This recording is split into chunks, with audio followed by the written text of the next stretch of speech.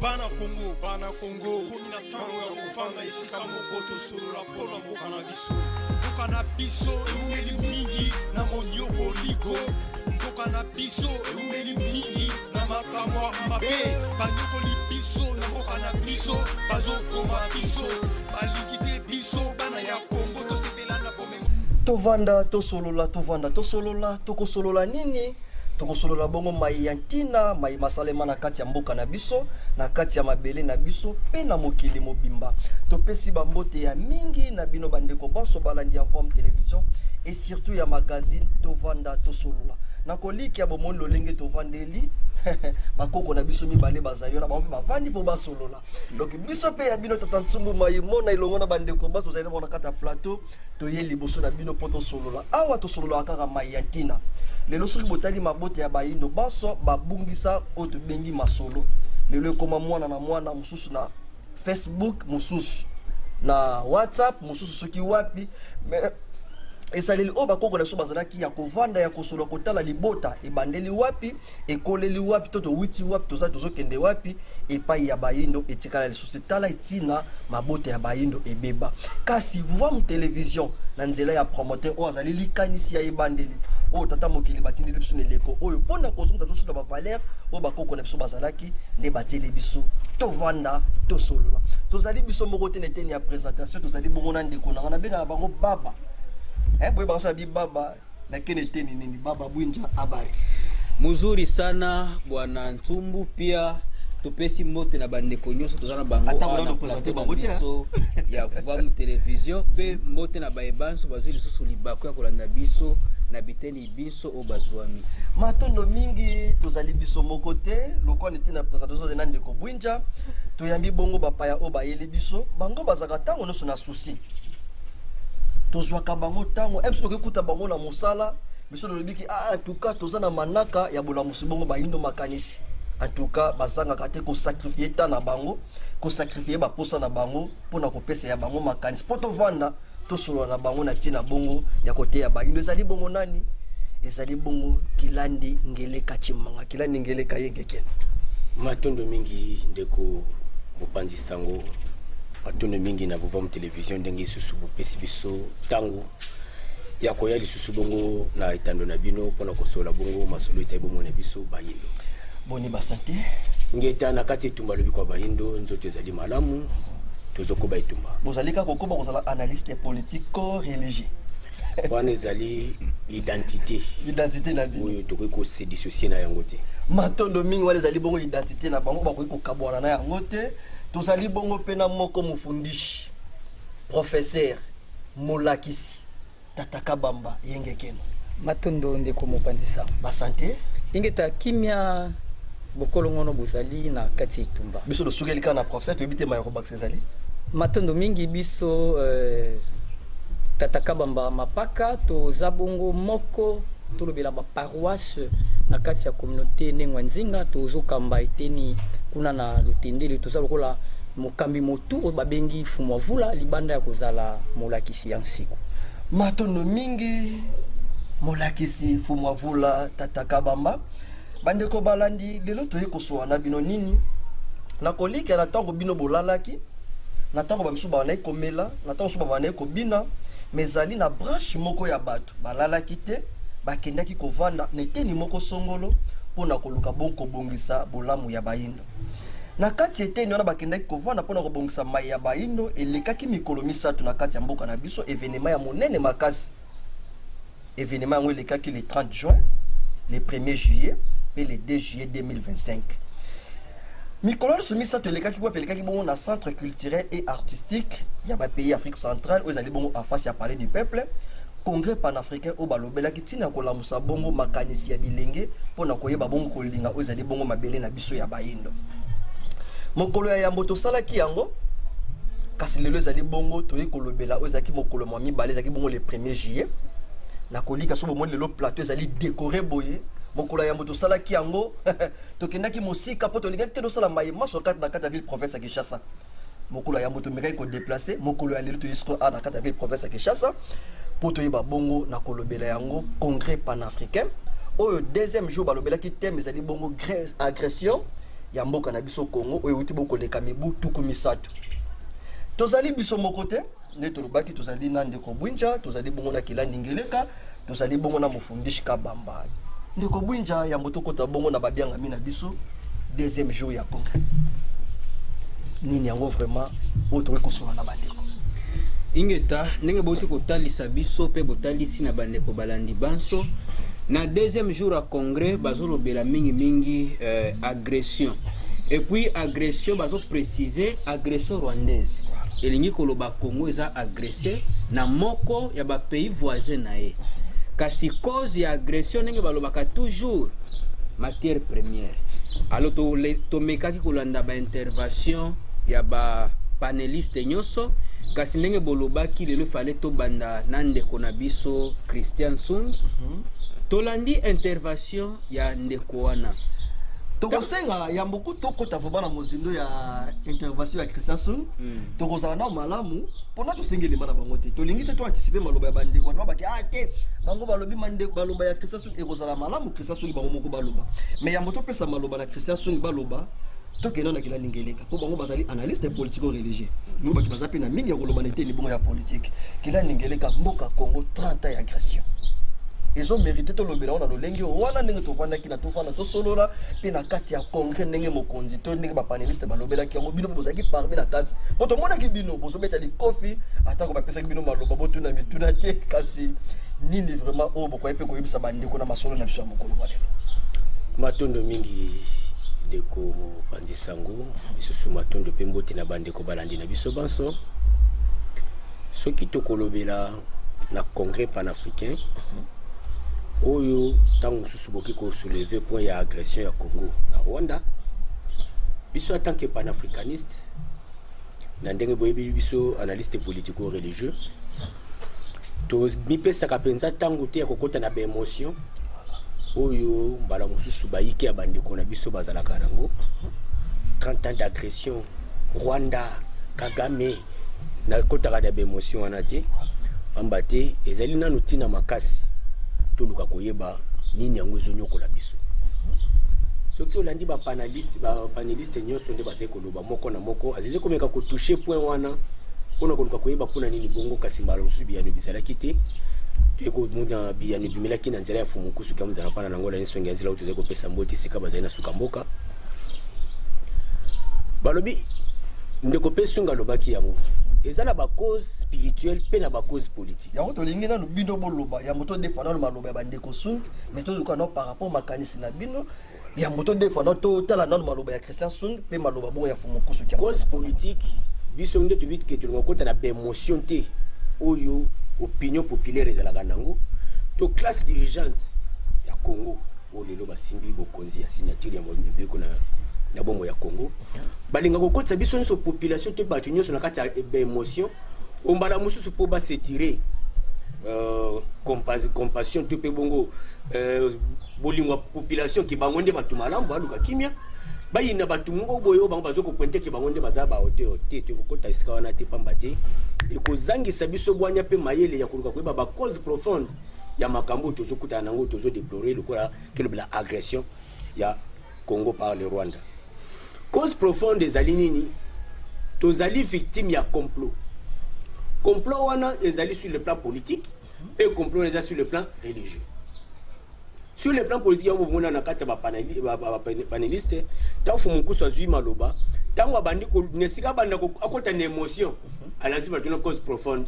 Charles de l'impérialisme. Kilandi Ngeleka tokosenga na bino lokali cha bozotanga maloba mingi ya Christian Sung na ya Fumukusu poto kende vuma bien na bande ko tokolinga tokotana maloba na bango poto kende vuma malamu na bozindo po bande ko bazo na biso ba makele tozo solo na nini kolandila bongo deuxième jour na biso ya congrès Mufundishi Kabamba na kolikia mokolongo bozalaki pe na kati ya salle et sentiment ni bolata maki na ngota bozo mona ba panéliste bazoloba bino mo pe bomoni mokolongo ndenge zo tambolela organisation ya congrès maloba maki na kati bino etake moko pe baye o bozali kotsa maboko neteni ya religion africaine bomelo belaki vraiment nini matondo mingi ndeko mopanzi sango lisusu to bianga mapoto vanda to solola yango biso eloko to milobelaki eza sens plus ya engagement oyo biso baye toza na kati ya religion africaine biso baye tobengami bafutuka biso baye totangi nsiku lolenge kani esengeli tosengage na etumbangu mpo kotala baye oyo baza libanda ya kozala na biso bavutuka emoneli na bango na emoneli na biso bokesini mpenza bozali nde ekumbaki biso mpenza na esika ya koloba ete toza na mosala makasi nde ezolingisa tokota mpenza plus na engagement mpo kotala élite intellectuelle kotala bascientifique baanalyse na bango par rapport ya bapanéliste ya mokolo yango ntango toyokaki fumu na esongi ya nzela tomonaki mpenza bokeseni to mpe contradiction par rapport ya façon bango baomonelama etali massacre génocide ya est et alors biso oyo tosimbaki kolandela congrès eza baye toza na baye baza na ngambo ya banzila Congo baye baza na ngambo ya bofumuki mbango toluka topusana tosala bomoko mpo toza na responsabilité ya kobikisa bayini matondo baba buni na ebite ya moto kende bongo sengelema ya Christian songi bozalaki na maloba mibale to ya kobakisa mpo lelo bato ozovanda tosolola mpo bandeko basosola maini ya monene elikaki na mabele na biso et surtout awa na mboka RDC tobetela ngo mingi tolo te mpo fumukusa lobaka ke soki lelo mayema tozomona ya mabele lelo ezali suite ya conférence ya Berlin esengeli kasi tokende na lombango mpo tomoni tozokima pesi mangonga tomona nini bandeko balobaki mpo tobanda siko analyse to avance tata ntimba silovondi elongo na tata futila mayunga dete kwa komisapi na bino nde sala mosala tolanda bongo elema ya Christian Song mpo tozonga ana kata plate na biso. Jeunesse congolaise, bon après-midi. S'il vous plaît, avant de prendre la parole, innovation pour nos aînés ici qui ont su nous expliquer les conséquences de la RDC. S'il vous plaît, innovation. Ils ont tout dit et je serai un tout petit peu bref, cash, brutal et direct avec vous. Mais avant de commencer mon propos, le monde entier vous regarde. Si vous êtes assis ici aujourd'hui, c'est parce que vous avez fait un choix. Peut-être celui de ne plus se soumettre. Mais je suppose que si vous êtes assis ici aujourd'hui, c'est parce que vous êtes en train de vouloir comprendre les enjeux dans le jeu. C'est pour ça que j'aimerais que vous adressiez un message fort à vos ennemis qui vous regardent et à toutes ces personnes qui ont l'habitude de dire que la jeunesse congolaise ne passe son temps qu'à danser et à chanter. Répétez après moi, l'Afrique est en guerre. L'Afrique est en guerre. L'Afrique est en guerre. Et effectivement,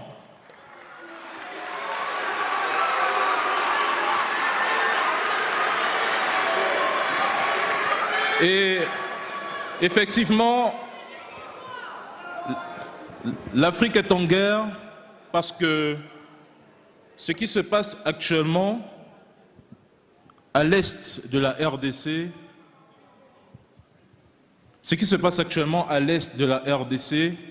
si nous élargissons la grille de lecture, nous verrons 3 points. Premier point, c'est un projet géopolitique. Deuxième point, c'est la recomposition du continent africain.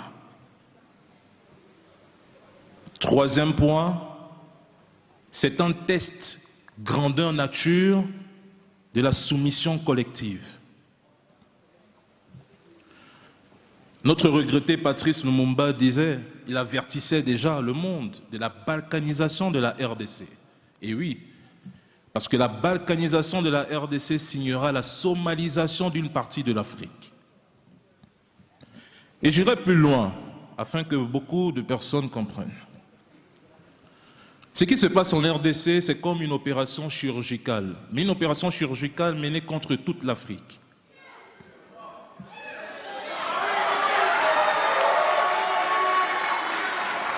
Sur la table d'opération, il y a un corps. Merci. Sur la table d'opération, il y a encore l'objectif de nos ennemis, c'est d'extraire les organes stratégiques. Ces organes stratégiques sont nos matières premières.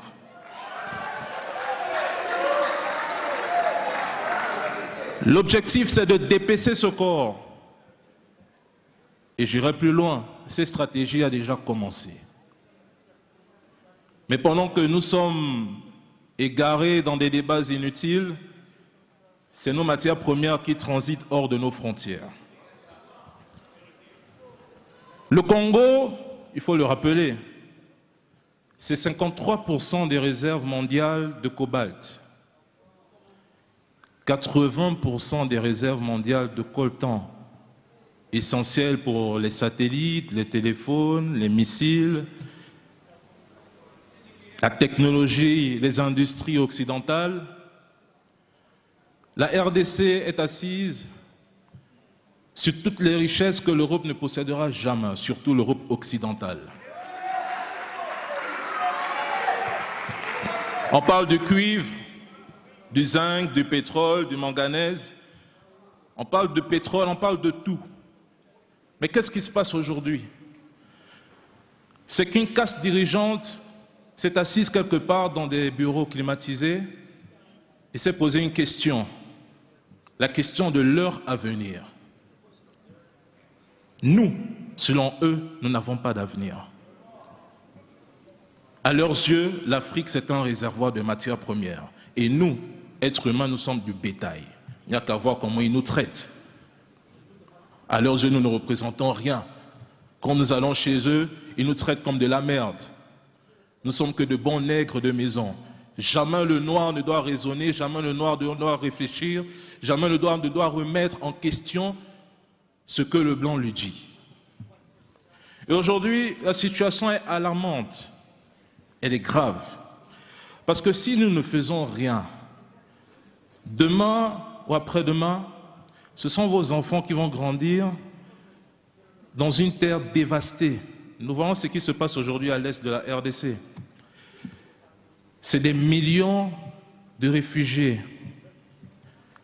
des enfants qui naissent entre des armes, des bombes et des cadavres, très souvent les cadavres de leurs parents.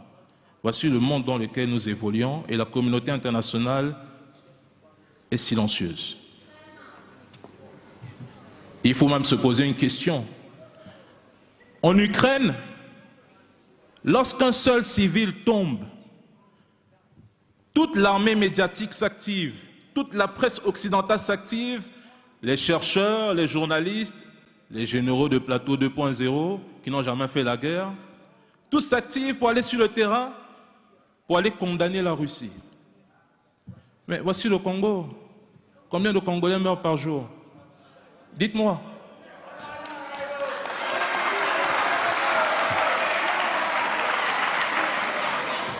En 30 ans, combien sont morts? Qui en parle? Ça n'intéresse personne. Parce que l'objectif ici, c'est de dépecer au maximum l'Afrique. C'est un projet qui va au-delà de la RDC. Ça ne se limite pas qu'à vous. Nous voyons le cas au niveau du Sahel. Nous voyons le cas, on a vu ce cas avec la Libye de Kadhafi. Quand ils ont assassiné, ils ont bombardé Kadhafi, les Africains disaient, ce qui se passe chez les autres, ça ne nous concerne pas. C'est ce qui se passe aujourd'hui avec le cas de la RDC.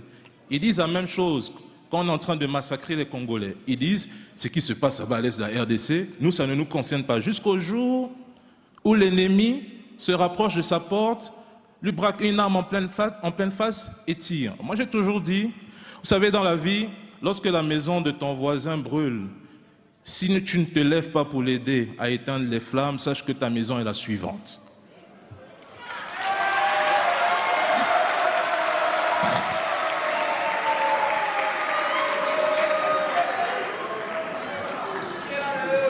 Aujourd'hui, les risques continentaux, je dirais même d'abord régionaux, sont énormes. On parle de la déflagration régionale, soit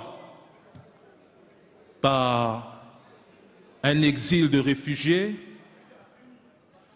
soit nous verrons des pays comme l'Ouganda, la Tanzanie, la Centrafrique, le Mozambique, et quelques pays d'Afrique centrale envahis de terroristes, de mercenaires. Les armes transiteront librement pour armer, pour provoquer, ou du moins pour réveiller certains conflits qui étaient déjà éteints. Nous allons voir apparaître des guerres ethniques qui aujourd'hui n'existent plus, mais par de simples manipulations qui ne viennent pas de chez nous. Vous allez entendre peut-être qu'au Sénégal, la Casamance réclame sa liberté, sa souveraineté. On a vu le cas au Mali, au niveau du Nord. Ils ont commencé à dépecer le Mali avec un bidon accord pour dire que nous voulons aussi notre souveraineté, notre liberté.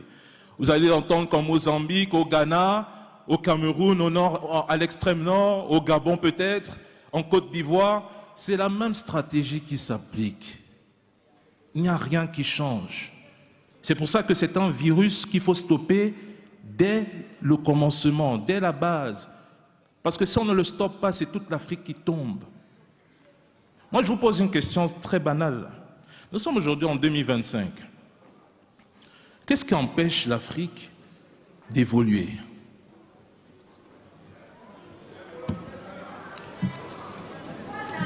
Qu'est-ce qui nous empêche, je ne sais pas, de nous armer? Qu'est-ce qui nous empêche d'être unis? Lorsque nous voyons le danger qui nous guette, pourquoi nous avons encore aux côtés de nous des traîtres qui ne veulent pas surtout comprendre les enjeux parce qu'ils ont accepté la corruption?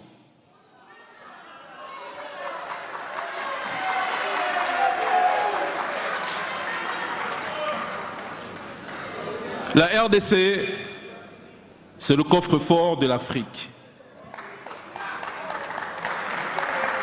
Et tant que ce coffre-fort ne sera pas vide, ils assassineront, tueront, élimineront, affameront vos futurs enfants, vos frères, vos sœurs, vos cousins, vos amis, vos familles. Personne ne restera à l'abri.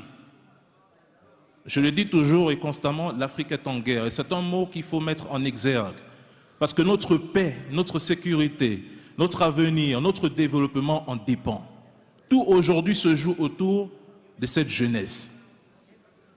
Je ne souhaite pas le malheur de l'Afrique en parlant des conséquences continentales, parce qu'en parler, c'est comme si je suis en train de dire « préparez-vous parce que ça va arriver ». Je préfère plutôt alerter la jeunesse en disant à cette jeunesse « il est peut-être grand temps que vous vous réveillez, que vous compreniez les enjeux, que vous attaquez la source du problème, que vous retenez même à la source, parce que la guerre du Congo, elle n'est pas qu'économique, elle est aussi spirituelle.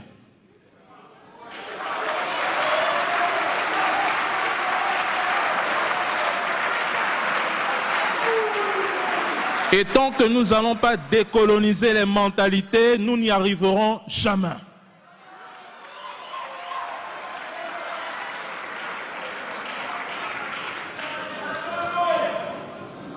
Donc, dans le projet géopolitique si bien étalé par les Occidentaux, tous les pays sont concernés. Nous avons aujourd'hui la possibilité de nous rassembler. J'en appelle urgemment au rassemblement de toute la jeunesse africaine. Il est temps de s'élever, unis, front commun, faisons face à l'ennemi. Nous n'avons pas deux Afriques, nous avons une seule Afrique, nous avons une seule terre. Nous ne déménagerons jamais pour aller chez eux alors que chez eux il n'y a rien.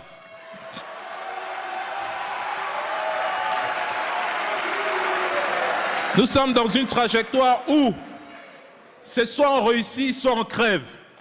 Je vous remercie, la famille. Matono mingi bandeko balandi tuwiti bongo komona maloba ya ndeko Christian Song. L'introduction na bango balobi Afrique est en guerre. Oui, l'Afrique est en guerre. Babandi ko kende sika bakei balimboli mwa mingi. Tata Bwinja to sauter bino na nomoki to qui n'est pas ya molakisi ka baba professeur appelle ça kamatia tango ndeko sunga lobi l'Afrique est à guerre boyambaki conception na ndingini l'Afrique est à guerre matono mingi l'Afrique est en guerre maluba ya ndeko sunga lo lenge to yambelaki ingeta eza penza bongo lelo baindo banso na biteni nyonso pamba te mai ezole kabongo na ekolo na biso République démocratique du Congo to lo bilano lo lenge wana eza kaka te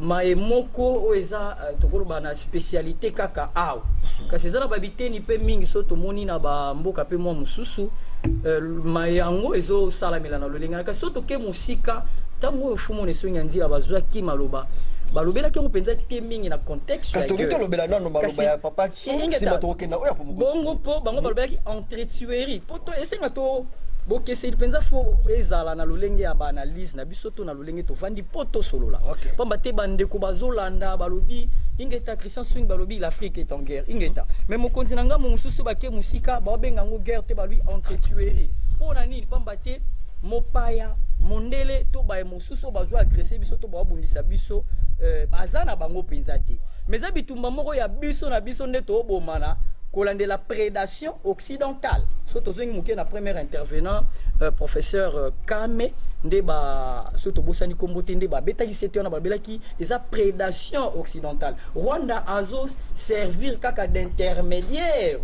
Pambate moto penza to baza na base ya maiko ezoleka to ya ba massacre wana to ya ba génocide eza mopaya eza mondele. Donc biso na biso kaka biso na Rwanda moko lobby province ya ngambo ya biso lelo bapesi yango bonsomi tobimi lokola neti ba eto kabwani tobimi lokola bango baza bato mosusu nde kotisi kolandela kisongi songi ya mopaya na biso pe bolimbisi professeur kabamba biso tolobake tant mosusu bato bazokende mika na guerre ya mandoki toyebi te kila ningele kato ndeko Bwinja même tant tozolobela planification familiale ezali mpe moko ya baguerre tant tozolobela bakisi oyo eza permis oyo lelo bazopekisa bapekisi lelo dipirone bapekisi lelo kisi boye ezali mpe parmi baguerre donc mpona nini te kolimite kaka guerre ya oyo ndeko sunga alobelaki na mandoki mais baguerre mpe eza mwa mingi ingeta bo eza mpenza bongo mais biso na analyse na biso tosepelaki mpenza te to monela ngo lisusu bongo tango oyo mokonzi bamoni keza entretuer pamba te contexte ya guerre eza mingi tango mboka oyo na mboka oyo ndakisa lelo tomona Russie na Ukraine tomona Palestine na Israël mais ce ya biso kotala penza réalité bo biso nanu kutu te tozongisa ata maemoko na ngambo ya bandeko bazwa agresser biso mais plutôt omona so landeli neti na ngambo ya bandeko baza na M23 to na ngambo ya bandeko baza na eteni ya groupe rebelle wana nyos omona ke ezaka nos frères congolais entre biso na biso kaka nde tozo bomana mais na sens pena ya contexte vrai sens propre ya guerre exacte mais ce que zo benga ma guerre to ndeko lobela guerre c'est parce que kotala mando qui déjà zo intervenir na kati nde bolobi ba guerre pe bongo na bongo tango ndeko sunga zoloba soki lelo totali guerre ya Ukraine na Russie soki Ukrainien moko akufi okomona média occidental mobilisé mais lelo na kati ya Congo tant de millions de personnes o bazali kokufa na mandoki na ba poison na ba planification familiale na makambo ebele na ba guerre moko froide ba guerre moko silencieuse ezoloba mate lelo na ba média na occidental maloba ya Christian Sultan mosusu vraiment etoucha ki biso makasi alobi silence ya communauté internationale kila nikeleka matondo mingi ndeko na ngai soki to telemeli na maloba ya ndeko Sung tango bi l'Afrique est en guerre batu na première vie bazomona bango guerre ya mandoki boye te soki Afrique eza en guerre contre qui est-ce que Afrique eza en guerre contre yango moko toza en guerre contre un certain belligérant ou aza nommé te ce qui te continue à bozindo à Malabaya Ndeko Sung, ce qui Afrique est en guerre, ce n'est pas toute l'Afrique qui est en guerre. Les alliés Afrique consciente, des alliés en guerre contre l'oppresseur. Donc, Ndeko Sung en tant que panafricaniste, Fumuku Sukem Zalapa en Angola, panafricaniste, Ndeko Kemi Seba, Ndeko Mandela, ba revendikaka droit ya bato mwindo, liberté ya baindo. Bangonde siko baza en guerre contre complot nyonso oyo mundele atia en place pour maintenir Afrique na pauvreté, na kati ya bantrituerie, oyo nyonso. Pour surtout que na optique ya guerre, la guerre ya mandu qui tozwa parallélisme ya Russie na Ukraine. Ne mission moto te ko sa na bino ne mikolo mileka na lobaki RDC na Rwanda tozaka na guerre te. Pona to okate lisasi moko uti ya RDC ke buma na Rwanda, te uti na Rwanda ko buma na RDC. Russie na Ukraine bazana bitumba. Na kolika biloko ya Russie na Ukraine écoutez comme penzate ceux qui risquent un avantage mon Ukraine a copié la Russie avantage one ceux qui ont un avantage mon Russie a copié la Ukraine avantage one nan nous avons des sanctions économiques moko ya RDC contre le Rwanda ni sanctions économiques ya Rwanda contre la RDC parce que guerre ni to za kana guerre pour kilo le lopé ba congolais na ba frontière les alliés ouverte transaction ya ko sala wa ba échange commercial les alliés pour la montuño sur la ndenge zo ko sela yango dessous des cartes vous meza nini kuna dessous des cartes des alliés aux alliés na guerre na ba planificateur c'est l'Occident tous on a origine sur de big guerre et de ces na guerre na Rwanda guerre coûtera trop cher où trouverez le Rwanda les moyens pour affronter la RDC militairement RDC a la potentialité et la richesse c'est que la potentialité c'est que ni ya kusoma manduki ya makasi Rwanda a la potentialité et la richesse. C'est qu'il y a une capacité de manduki ya makasi. Mais qu'est-ce qui fait que sur le plan pratique, il y a comme que Rwanda a manduki ya makasi, et il y a manduki ya makasi. Et puis les experts politiques internationaux le disent, RDC a contenir une guerre dans Rwanda parce que Rwanda est mieux équipé. Équipement donc ceux qui toquent optique là tu comprends que RDC a une guerre dans Rwanda. RDC a une guerre na bato appelle ça Rwanda minduki. Aussi longtemps que jeunes Congolais, politiciens qu'ils soient, hommes dirigeants, ceux qui te disent que la vérité wana, tu allez kotika la personne qui serait ciblée, les vrais commanditaires de la guerre, pour tous s'attaquer à la marionnette naïe. Surtout quand tu s'attaques à la marionnette naïe, ne on a toujours parce qu'il peut se faire une autre marionnette. Ati on a lui marionnette. Autant on ne consomme le bic il faut attaquer ma bena source. Voilà, ndesco et c'est quand tu as la ngwana, to boyi ko la vérité ya guerre. Na mission tu as bino na saka bino, ba konzi ya Congo, ba loba na population vérité. Tata ne bouin j'attends au création dans zoloba, RDC zali coffre fort ya bomengo ya Afrique. Est-ce que ça te maloba ya Frank Fano?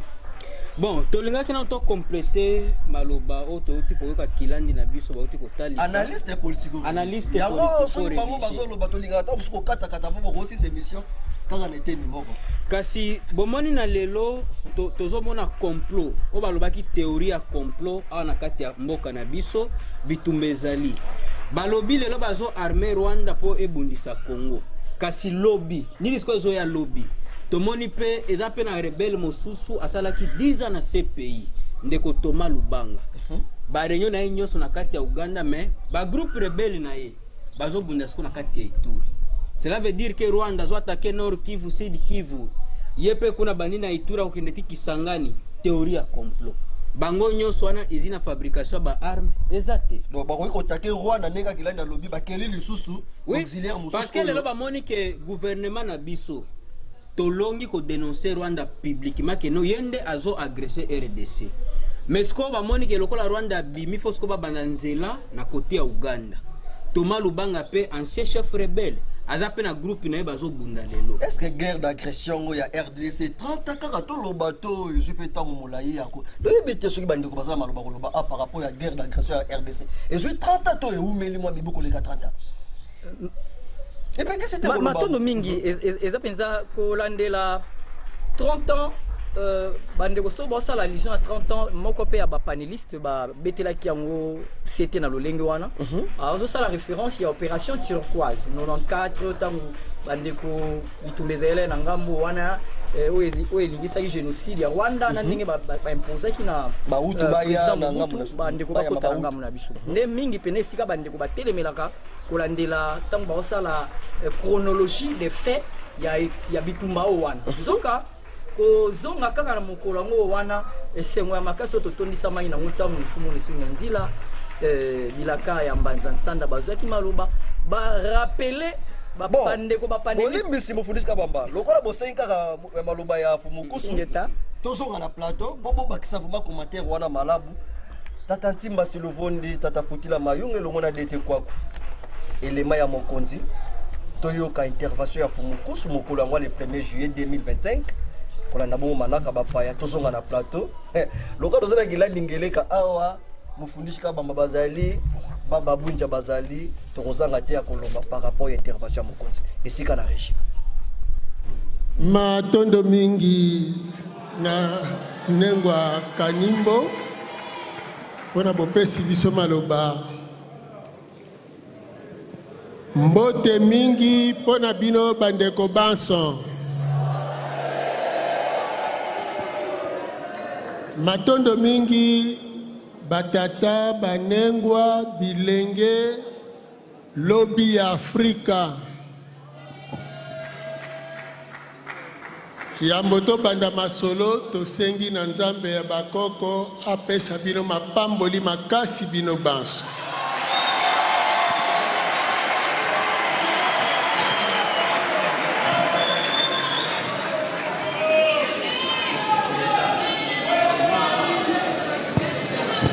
na lolenge wana bandeko balobi kasi tozwi mituna ya ndeko Sun balobi nini pende esali boye na kote spirituel mpe toleka lisusu koloba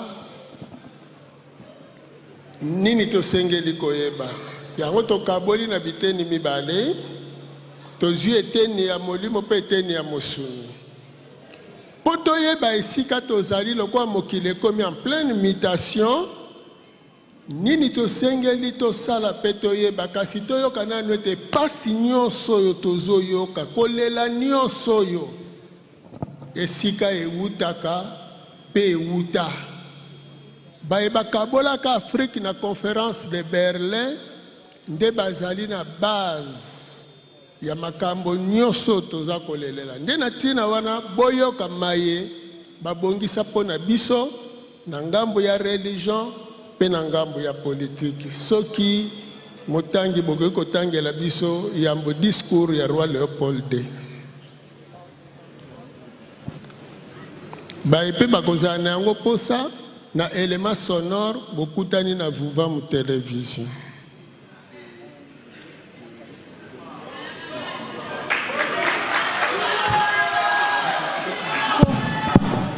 Merci beaucoup. Alors, je vais lire les discours du roi Léopold II à l'arrivée de premiers missionnaires au Congo, devoir de prêtres et pasteurs belges dans cette partie du monde en 1883. Discours prononcé ici au Congo par M. Rankin. Soyez le bienvenu dans cette partie du Congo belge.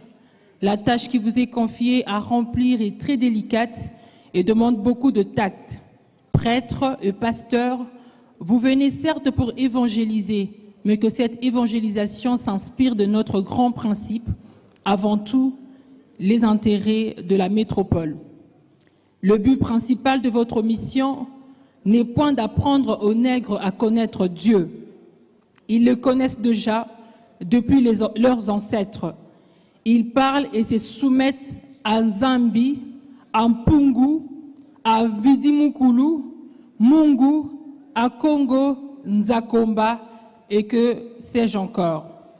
Ils savent que tuer, voler, coucher avec la femme d'autrui, calomnier, insulter sont des mauvais actes, ayant le courage de l'avouer.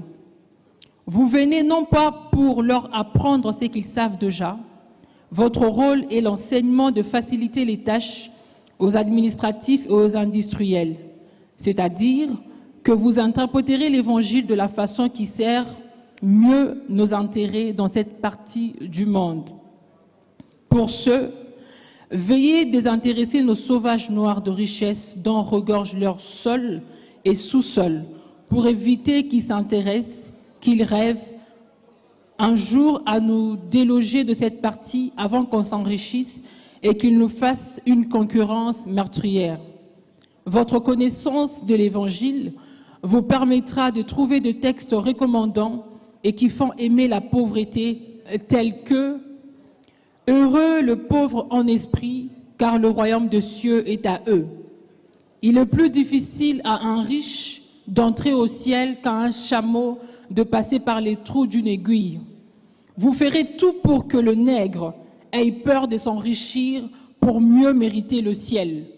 Il ne faudra pas que le nègre riposte ou se nourrisse de vengeance.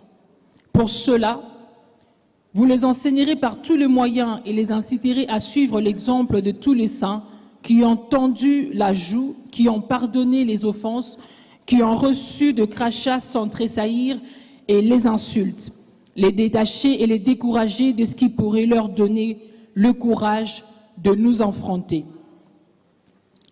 Je songe spécialement à leurs nombreux fétiches de guerre qu'ils prétendent ne point abandonner. Votre action doit essentiellement porter sur le jeune, afin qu'ils n'héritent point les idées de leurs parents, et à nous souligner les enfants qui devront obéir à ceux des missionnaires que plutôt obéir à ceux des missionnaires qui sont leurs pères spirituels. Ainsi, insistons particulièrement sur la soumission et l'obéissance comme aveugles. Cette vertu s'explique mieux aux élèves à croire et non à raisonner.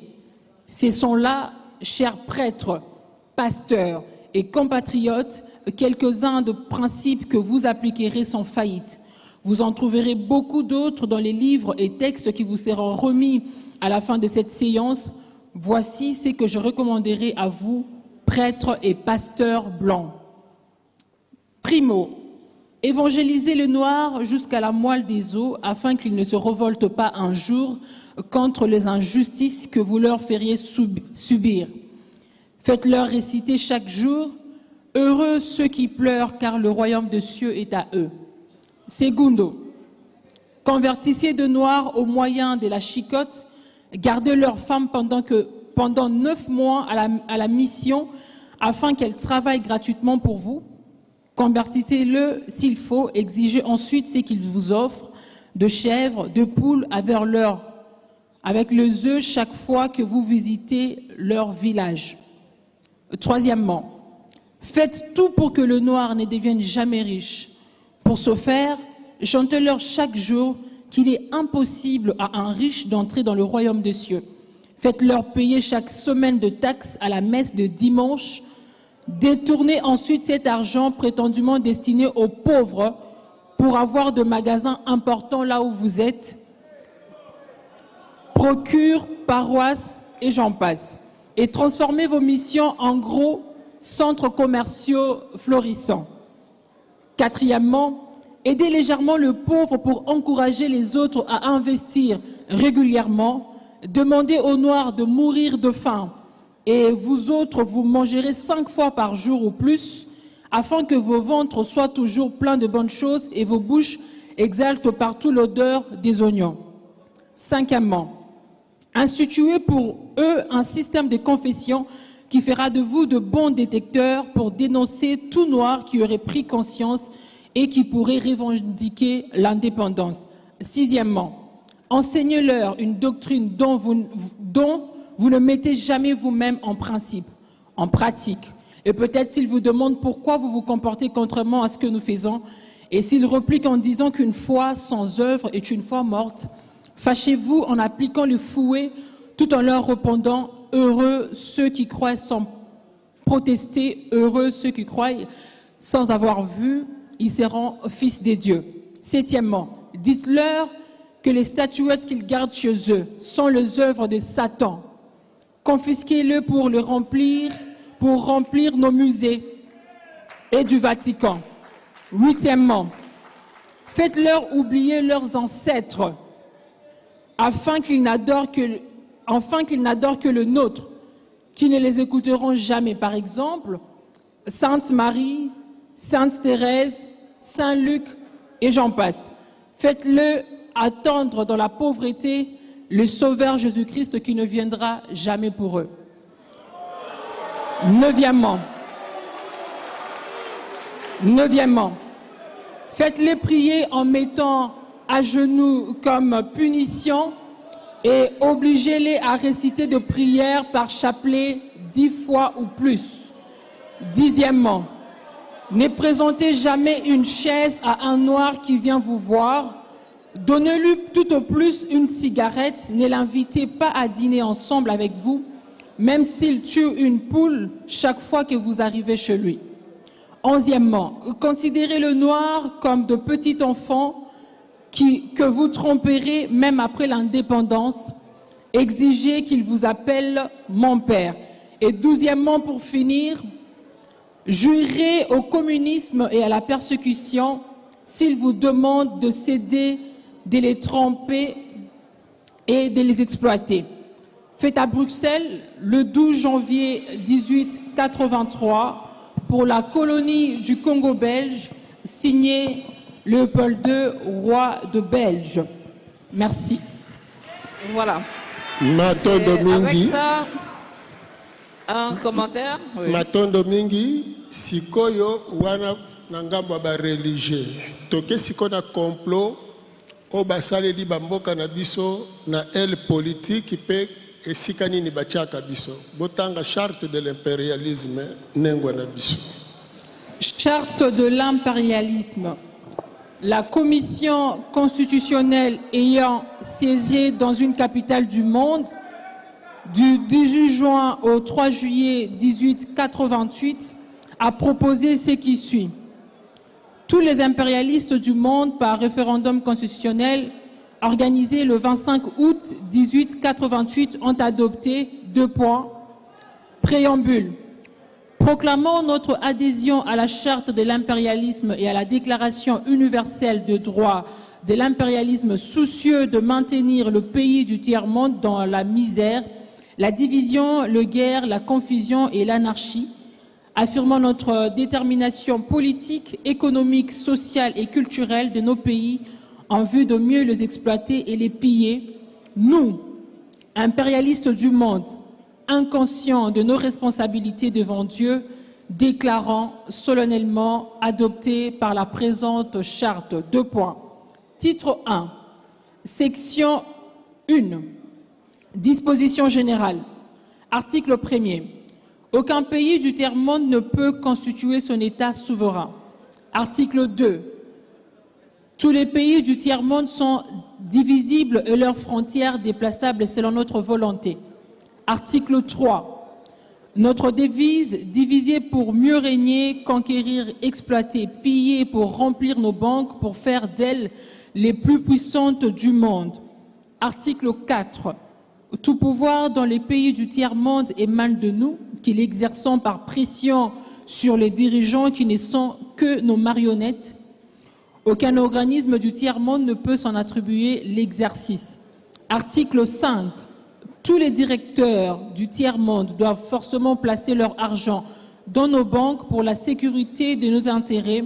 Cet argent servira de dons de crédit accordés par nous-mêmes comme assistants du développement. Section 2. Du régime politique. Article 6. Seul un gouvernement établi par nous est légal et démocratique. Tout autre gouvernement non issu de nous est illégal et dictatorial, quelle que soit sa forme. Article 7. Tout gouvernement qui oppose la moindre résistance à nos injonctions perd par le fait même sa légalité.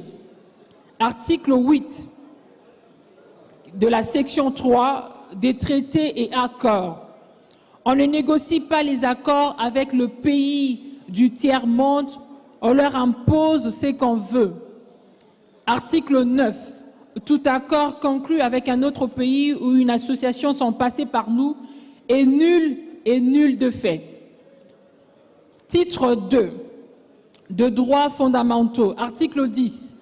Là où il y a nos intérêts, le pays du tiers-monde n'a pas de droit. Dans le pays du tiers-monde, nos intérêts passent avant la loi.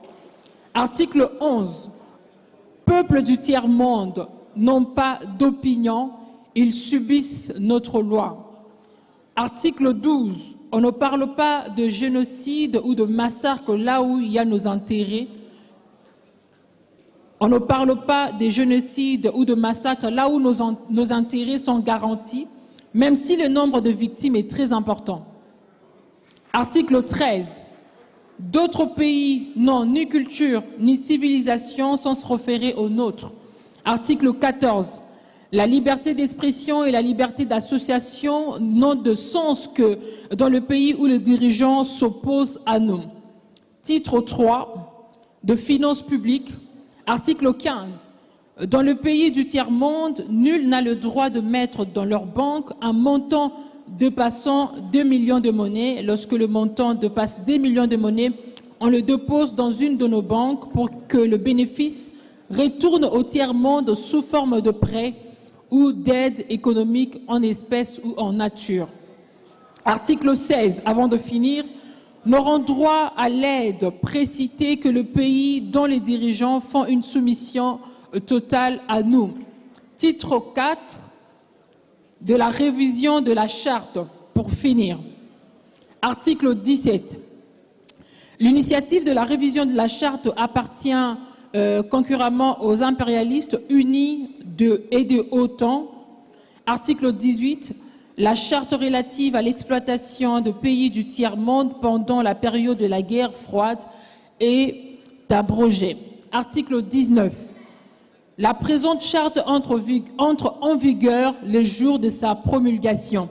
Fait à Washington le 25 août 1888.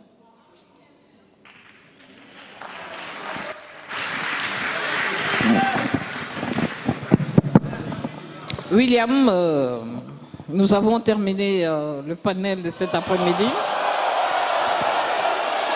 Maintenant, Allô? Maintenant, nous avons... Nengwa, pesa biso ata mwa ngonga muke. Ah, ok. Pesa biso ata mwa 2 minutes kaka. Oui. Matondo. Matondo mingi bandeko.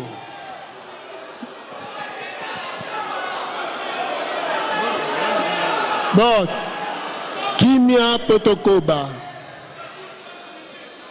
Ah, bolobi 30 minutes, Matondo. Bako pesa.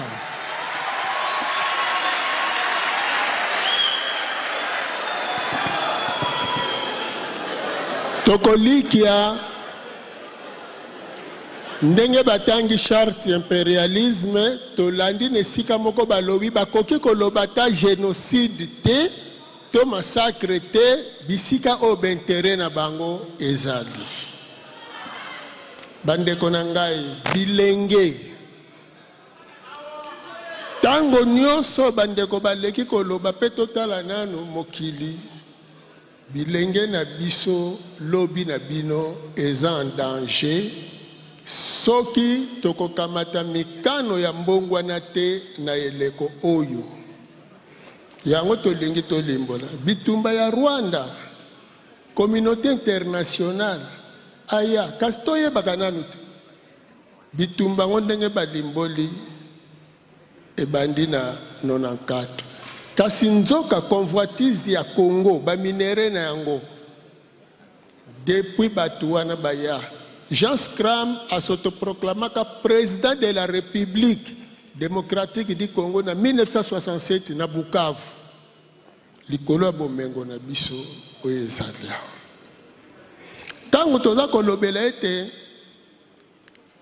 bapoliticien tobalana na religion na spiritualité na biso pamba te wuta kaka relation ekatanaka le 3 mai 1491 na baptême ya Rwanzinganku azwi prénom ya Jean Ier tokoti mbala moko na esclavagisme spirituel oyo esalaki ke politique ezangi bokasi finalité babandi ko exporter biso kokende na Amérique bilenge bosimba boye baye bakende na Amérique ezalaki basali bilanga te ba grand savant oya biso po soki mindele bayaki awa ba proclamer royaume Congo royaume soki bakutango ezala epa ba sauvage balinga ko proclamer ngo royaume te mais ti ba proclamer royaume c'est qui veut dire ba monaki roi bamoni pe gouvernement bamoni te bazalaki très bien organisé scientifiquement, spirituellement et politiquement. Et beaucoup de l'évolution, il y a technologie et kolikaka depuis exportation tolo belandenge wana ya kokumba besclaves dont tolo baba yindo na Amérique bango de bakeko développer technologie kuna oyo mindele ba bimeli ba maître et tes inventions na bango ndakisa moteur matondo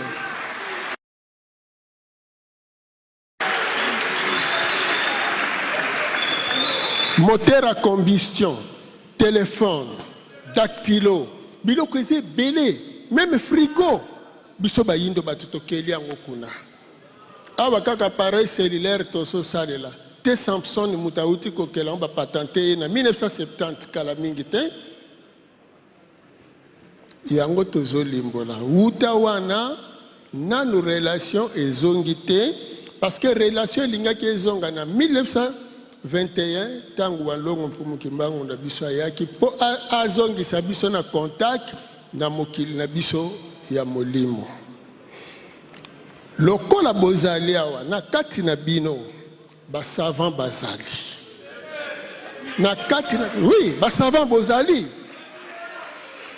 na kati na bino nde batu boko développer Congo pe Afrique ya lobby awa balobi Congo eza gâchette mais boye ba pe que Congo soka azali gâchette azali pe la plus belle fille du monde na kati ya koza la plus belle fille du monde yeba malamu kobala ekozala pasi parce que bescro ya toutes sortes bakoyela yo bakisi banganga maloba makambo ebele moni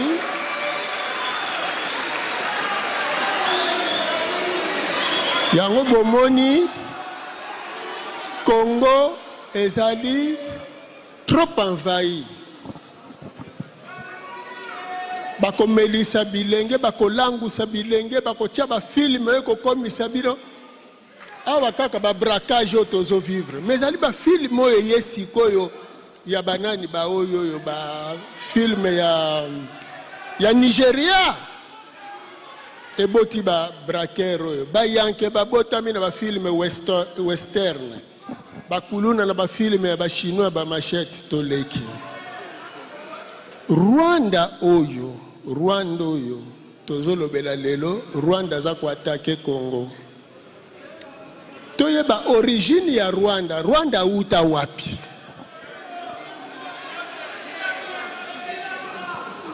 Rwanda ezalaka ba entité ya Allemagne tango Allemagne azwaka tango bakabolaka na conférence de Berlin ye Rwanda ezalaki ba entité annexe ya Tanganyika oyo komi Tanzanie lelo Rwanda na conférence de Berlin azalaka te tango sikoyo tobundi guerre mondiale na 40-45 basoda na biso ya force publique oyo bazalaki kosala na ngambo ya colonie belge na bitumba ndenge babundaki bakei bakoti na Zambie babotoli Zambie do Tanganyika le Rwanda na maboko ya Allemand tina ili ya Zanzibar sikoyo tango boyokaka babalabala ndakisa Kitega Kabambare Itaga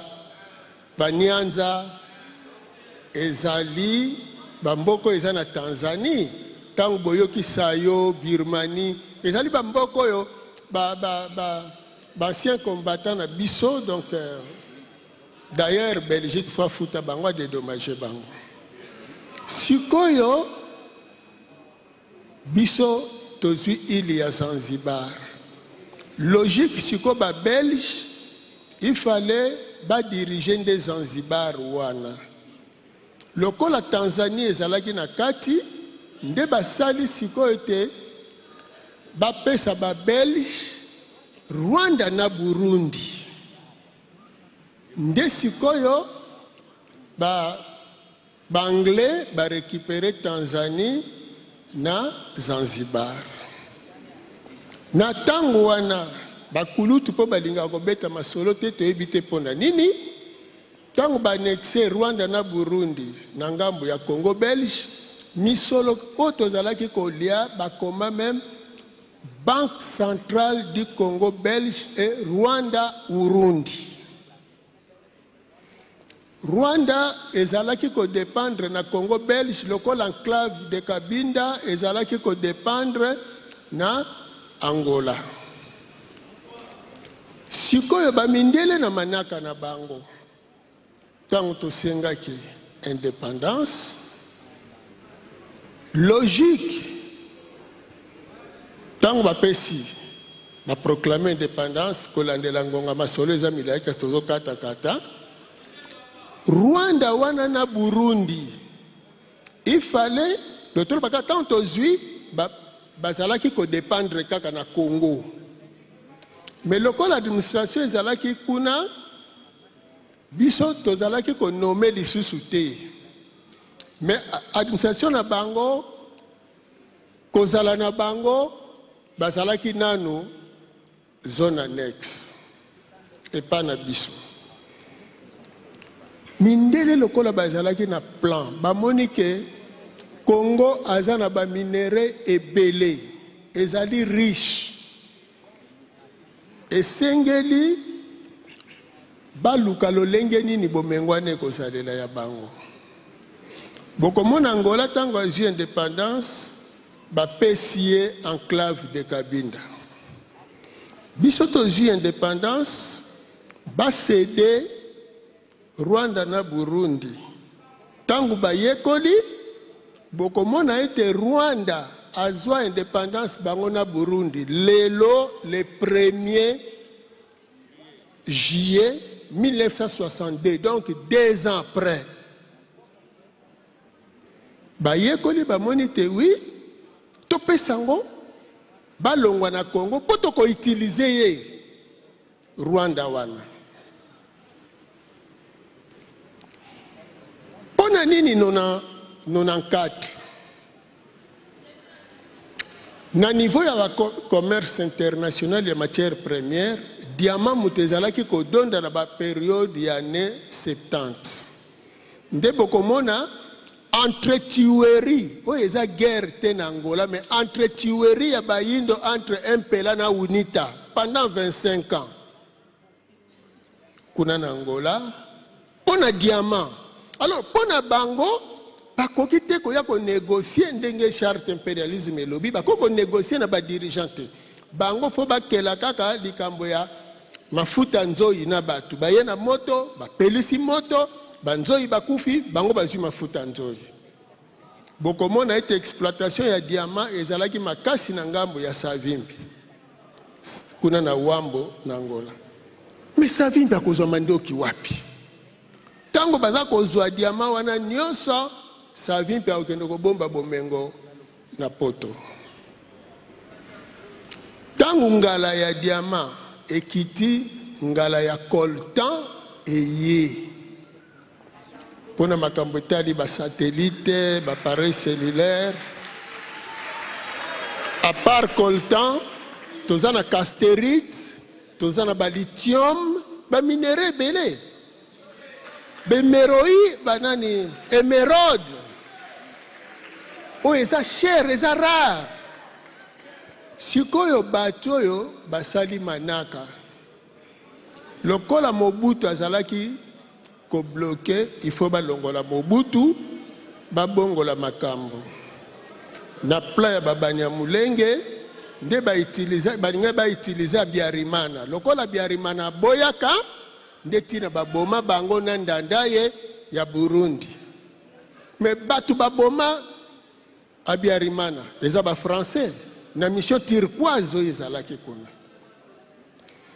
Sima koboma Biarimana nde sikoyo tango pasteur Bizimungu yamba kota ba créer conflit to bengango tribal entre ba Hutu na ba Tutsi pour permettre bango ba kota sikoyo na Congo ba vanda na ba zone minière wana malamu nde ba kotisa batu wana ba kota na ba mandoki na biloko nyonso po epesaka prétexte na Rwanda ke akoya kolanda batu na ye wana po ba créer zone wana zone tampon pe zone rouge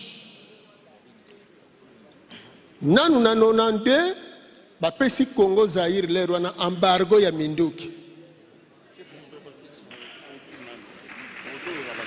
sava nazo conclure ndelo lenge wana matondo ndelo lenge wana lelo Rwanda totala kaka Rwanda telemi azwa mandoki aya kobundisa RDC akobandela wapi makasi wana zana ngote munoko wana azotia parce que mama na ya bomba minase communauté internationale donc pour te conclure toko condamné mutu soki abomi bakokange na revolver na ye association de malfaiteurs ezali awa Rwanda a exécutaka maye ya communauté internationale wana b'impérialiste sikoyo il faut to s'attaquer na ye Rwanda na communauté internationale po makambo wana esila masolo eza milaye kosuka lelo te ba conférence mosusu ekozala organiser matondo mingi bokasi penguya ezala na bino matondo mingi bandeko balandi tuwiti bongo kolanda elema ya fumu kusuki ya mzala pana na ngola tokota commentaire mingi te meloko tokoloba to sepelaka makasi biso bayindo kozala na moto ya lolenge boyineleko oyo pamba te bato nyonso bazalaki na kati ya conférence ya congrès bolimbisi bapozaki mingi ba problème mais moto moko parmi bango apesaki mingi ba solution batalisi biso sur charte de l'impérialisme na discours ya Léopold II lokola maloba ezali pa na bino mofundishi kabamba ya moto kabola maloba na kati ya sainte ebiti maini bokopesa ingeta ya robakiseza ka nete nwande butuna par rapport ya 30 ans donc bande ko bayindo to sosola malamu ete ezali kambo 30 ans te ezali kambo e banda uta penza mwa mikolo penza mileki penza mwa mingi ndakisa mokonzi bapesa ki pona agence Crambo uti bon kolanda na élément la technique ba uti la biso donc ndeko munele a s'autoproclama président déjà na mboka na biso wana nete na Bukavu donc déjà plan ya mopaya sima ya conférence de Berlin on dirait ba monaki reconfiguration to lo lenge ba tikela ki Congo on dirait le kai penza munene makasi nde posa na kati kaka ya likaniso wana nde ba monelaka nini basala po bakabula donc toloba neti posa ya mondele etikala bango kaka ke Congo il faut bakata eza penza bongo nde yango moniso tozongi muke po tozonga pe mwa sima muke tango kilandi bazima loba matondo mingi to sepeli penza na intervention na bango na ngambu ya guerre esika to bandela muke balimboli balobi malamu ete guerre wana eza ya biso na biso te kasi biso bayindo biso bavutuka biso baetobelelaka walongo fumuki mbangu to eba ete tozana kati ya etumba na baye bazobundisa biso o eza bongo mundele kasi etumba wana eza te ya biso na biso po biso na biso tozana kati po mokonzi basimi champ de l'impérialisme c'est mi discours à Léopold II eza penza bo analyste politico religieux yango ana kaka ndenge ndeko zoloba o guerre to bitumba nini bazobeta yo pozobeta ngeta donc soki to batozana guerre Afrique ebetaka nini elo côté bon mondela betaka ko beta nezali ko sala nyonso pour maintenir Afrique na kati ya pauvreté ingeta na kati ya ignorance na kati ya o nyonso ko sala ka se développer te parce que nini ngo ba africain bazobeta ba africain en général ba beta kate mais o bazobeta ezali minimum to pe muke ya ba africain baza conscient nde bazali ko poser ba acte pona ko contrecarrer ba entreprise maléfique to pe bongo ba stratégie nyonso ya nuisance au mondial azo mettre en place en tout cas par rapport ya wana nini ngo muke ya ba éveillé to pe bo ya ba conseil ba sala so to na ngambo ya molimo ko kokuta motinda mi ya tata moki to pe bongo envoyer divin oyo lelo so to tangi kombo fumu kusu kama mzala pana nango na neso nganzila ba ba bususu ba ke na jalousie to pe bongo na to be ngoni ke tu ya ko ba te po ya za mutu ya vuva kusi papa kusu te na religion nyonso to kendaki ko yekola to ebi ke tata mokili na kati ya peuple nyonso a suscitera toujours des prophètes. Na chaque moment, na chaque période, kolandela ba circonstance ya vie na bango. Parce que bayindo loko babunga kinzela de suite à complot sur le plan religieux et tiaki bango bakabwana non na ba mangomba mangomba bakende kokumisa mingi ka ya kimundele kasi ba ina kiboko na bango alors bazeli ko boya ko admettre que na kati ya kiboko ko neso tata mokina ko susciter un prophète fort oya ko na message moko unificateur pour na baindo nyos au moins mutambi pe pe aza mutambi baindo aza pengunza mazo finga fumukusu donc azali victime ya complot mundele o esali ni ekreki division siko na kati ya message oyo fumukusu en tant que prophète de notre ère azali kokumba ndaye ko dénoncer sikoyo mayo sala ke na politique ko fongola misuti ne bandeli ko dénoncer ngona ngambu ya religion po soki na religion la muki ne ko permettre facilement na politique o comme en appréhension correcte pe logique ya makambu ozo mona na yango yango na toko ya boy bitumba otoza na yango na sur le plan spirituel tozali ko poser ba acte tozali ko contrecarrer pose to avancer to pe bongo planification ya mundele a comme un objectif té ti azo comme un objectif té sur le plan spirituel tozo attaquer ndezo yake na mosuni tozali ko conscientiser population tozo conscientiser ba homme politique to pe ba dirigeant ou que na tango na bango lokola bazana pouvoir décisionnel baya ko appuyer éveil à conscience sur biso tozo appuyer population na ngambo ya religion baya ko appuyer message religieux ou ezali ko senga soutien spirituel à ancêtre na biso bon mabele kendete po bongo tomona elonga malheureusement bolimbisi malheureusement pour na biso na bitumba tozo bunda homme dirigeant na biso na kati inconscience na kati ya ignorance victime du complot ou sur le plan religieux et ça qui que aye ba sous-souté que il faut la reconnecter na tata mokeli à travers les dieux de nos ancêtres yewana akeko mitika en victime na maboko ya bourreau na ye donc bourreau na ye mundele azana anglais spirituel donc l'église bourreau na ye mundele na anglais commercial azana ba multinational na anglais politique azana ba homme politique bango nyonso na bazali ko travailler l'objectif kaka moko ba maintenir l'Afrique na sous-développement na pauvreté na entretuer. Est-ce que tant mokonzi basimbi charte de l'impérialisme tokoli na titre 1 section 1 la disposition générale je crois na article 2 balobi que devise na bango ezali divisé pour mieux régner. Est-ce que zali ngwana politique bakoba ko saler entre Rwanda na RDC, Soudan du Sud, Soudan du Nord, RDC na Angola? Donc balingi tant ce côté biso na confusion pour baza na facilité balobelaka ke no bango na bango nde bazo pota donc ça moi politique bo bataka place même le kata ba bota na biso comme kaka bongo kila kasité nyoso wana pona nini soki otali malamu forme bayeli biso to kabwanela na boye boko santi te ke to kabwana mais ezali bien planifié kaka ligne frontalière wana ligne wana kaka bango ba ebini ni bakeli na kati ya ligne wana po escha biso na division perpétuelle conférence de Berlin na conférence de Berlin basali ba mindelo mais bango ba bike mundelo o nde to sukiseli yango awa il faut to cha pembeni na ye oyo mutu na biso lisusu pe to chele mundelo mais mundelo esa ke bango mbale batika ko kana kate pour permettre surtout posa okota to kota la travers oyo surtout posa okota to kota la travers oyo c'est comme ça que ceux qui to zongi na conférence de Berlin le lot to benga Rwanda na Uganda to Rwanda na Burundi ezala kité ba état reconnu comme ba pays na ba pays mo na kati conférence de Berlin ezala kité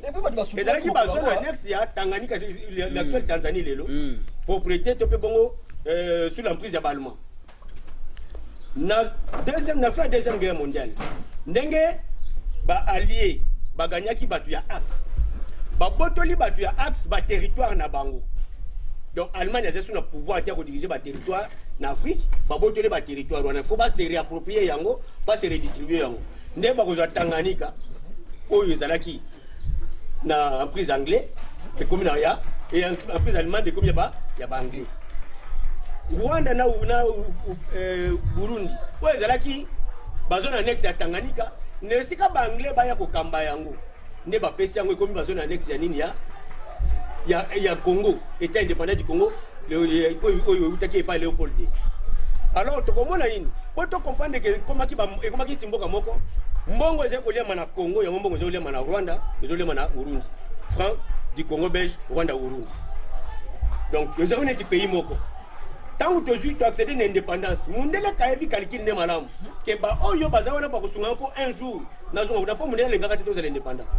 À ça, la volonté, mais ils ont contrainte, il y a pression à la population. Et ça coûte contrainte à la politicien, mais pression population, donc vous pouvez savoir que le 4 janvier 1959. Soulèvement. Soulèvement, on a. Et là, les gars, ils m'ont cassé, ils m'ont dit maintenir, pour contenir les côté. N'est pas un plan B à préparer, bateau à droit réserve pour permettre à tout moment où nous avons déstabilisé le Congo. À côté de l'État, il y a un temps où nous avons l'indépendance.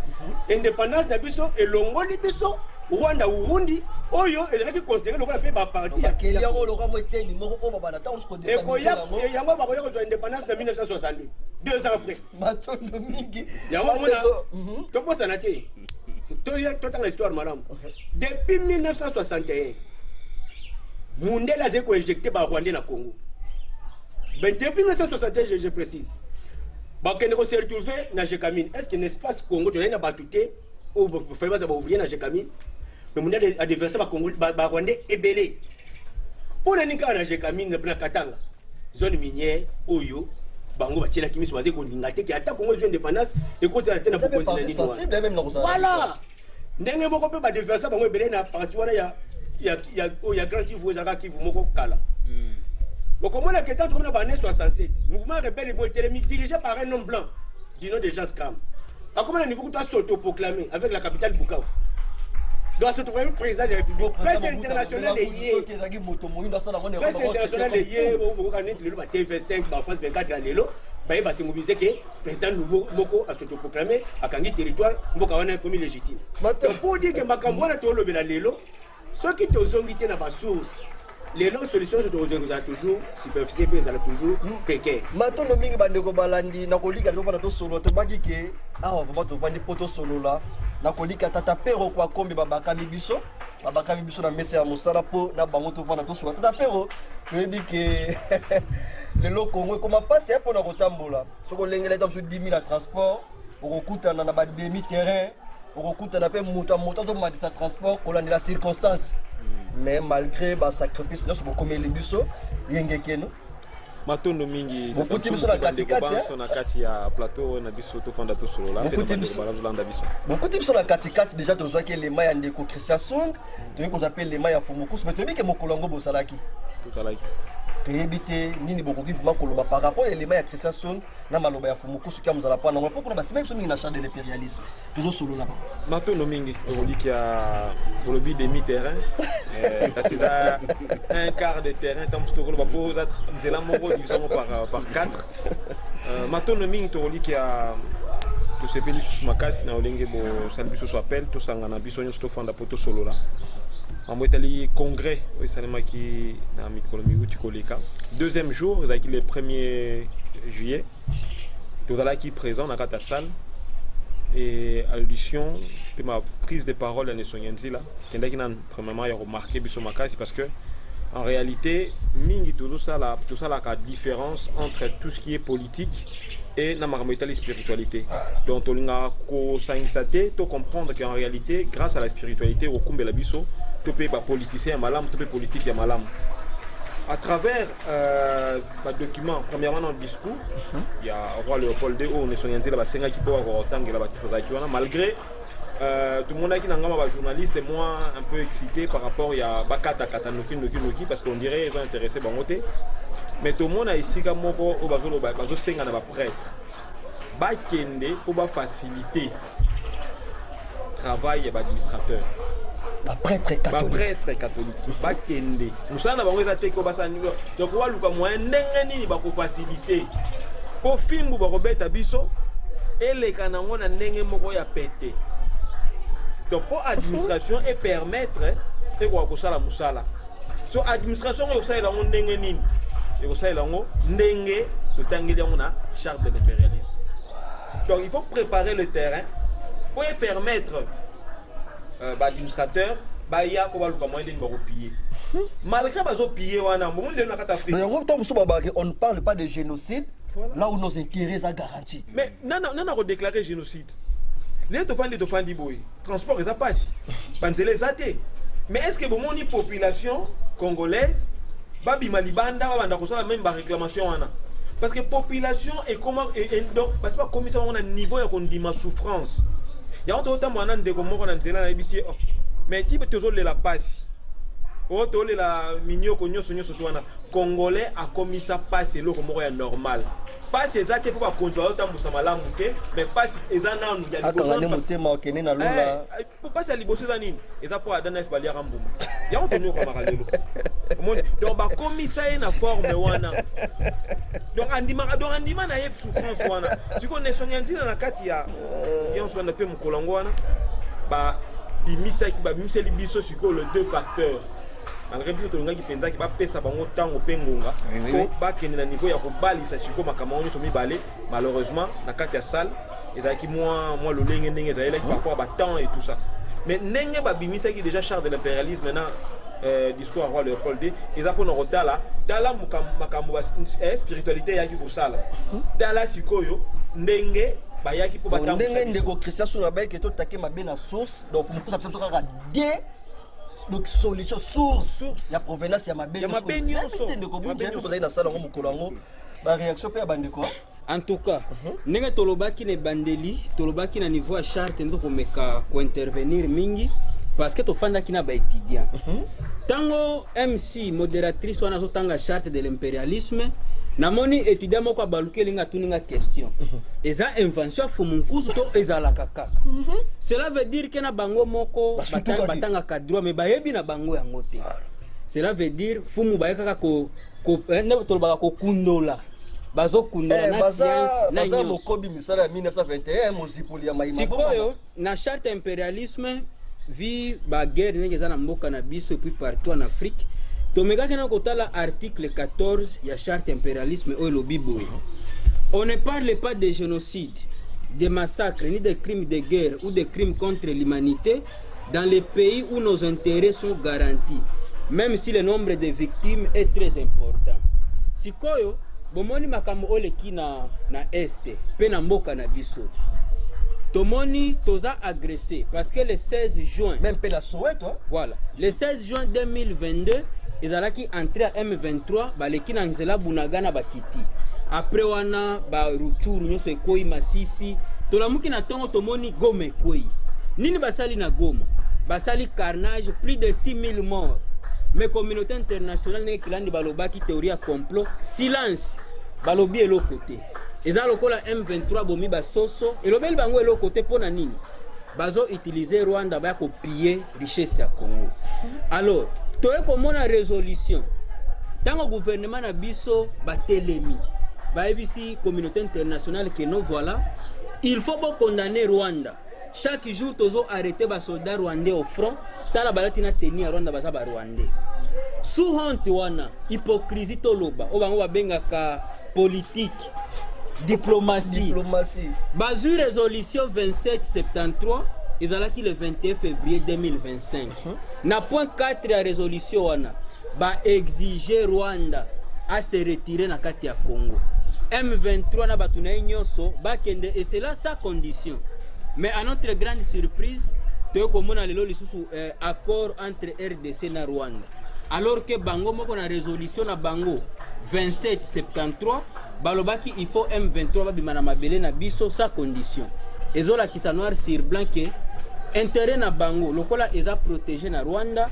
moeba intervenir pa na biso po basunga population ezate alors omoni que nyoso wana ezalaki bien planifié dès le début baebi que Rwanda kozala kaka tout simplement passage to tout komona indépendance na bango na 60 bamona ki dans le cas où bazui Rwanda ba annexé na Congo to na Tanzanie eza danger pour na bango même ka pour na Israël na guerre à Israël na Iran balobi nini Israël eza pays te mais eza base militaire États-Unis asala kango pour attaquer mokili mobimba eza clair complot communauté internationale mufundisha kabamba ya solo maloba ya fumukusu soto dotoki fumukusu bakoti balobi yambo nzambe ya bakoko bapambola bino ozali pe fuma vula baloba moko ezalaki bato moko te basikali koloba yango eza bongo nasuka pe bapesi basengi bokasi pe nguya ezala na biso baebanso tozalaki surtout mingi penza na bandeko tozobenga lelo ba elite intellectuelle po